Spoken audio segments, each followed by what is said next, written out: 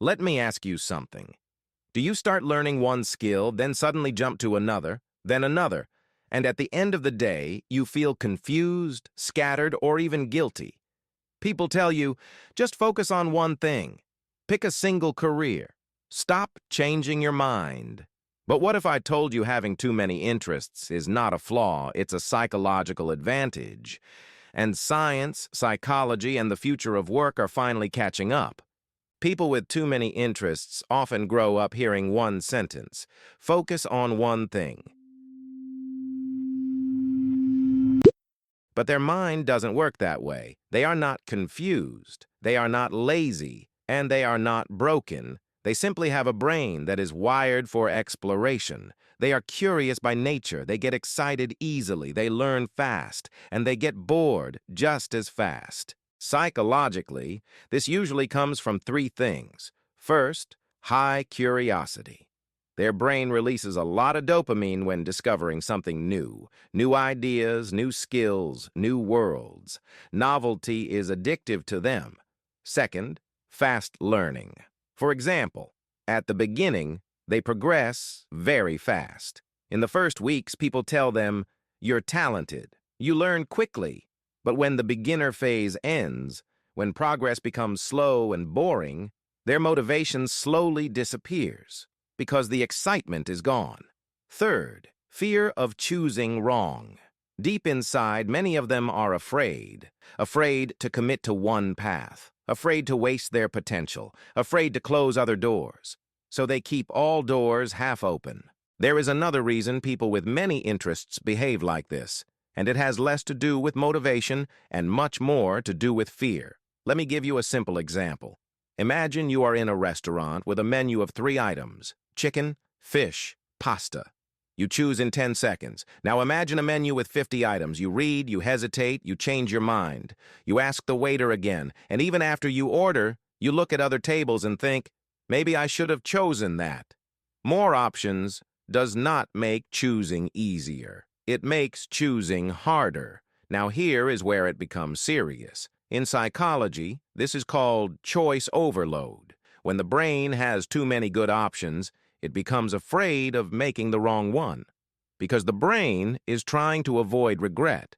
And people with many interests live in this state all the time. Every path looks promising. Every future looks possible. And here is the thought that secretly controls them.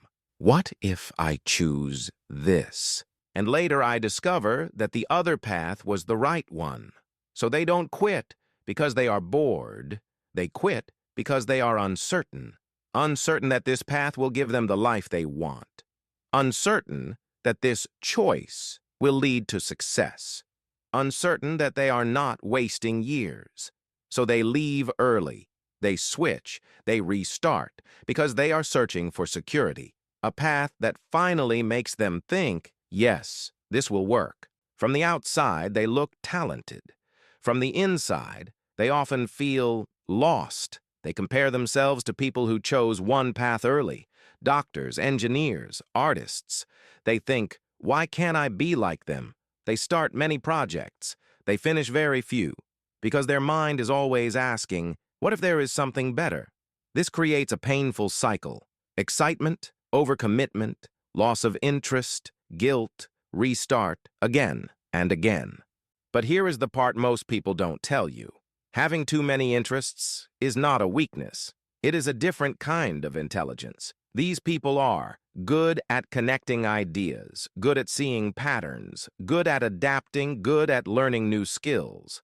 They are often great entrepreneurs, creators, strategists, innovators. They are not meant for narrow paths. They are meant for wide ones. The problem is not having too many interests. The problem is trying to live a life designed for specialists, with a mind built for generalists. The real danger is not changing interests. The real danger is never building depth. Because without depth, skills stay shallow, confidence stays low, identity stays unstable. The solution is not choose one interest forever. The solution is this.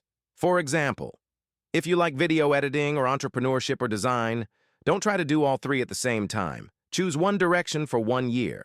Let's say Video editing. You focus on video editing. You improve cutting, timing, storytelling through visuals. You build one strong skill.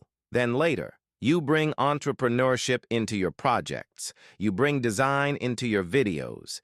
You don't abandon your interests. You stack them one on top of the other. Many successful people were like this. They didn't choose one talent. They built a combination, and that combination became their advantage. So let me ask you something. Are you someone who has too many interests, or are you just someone who hasn't yet found the right way to use them? Tell me in the comments, which one are you? If this made you think different, hit subscribe. We go deeper every day. Don't forget to like the video. It helps more people find messages like this. And if you want to connect with people who think like you, join our Discord community. The link's in the description. Reverse Hub isn't just a channel. It's a mindset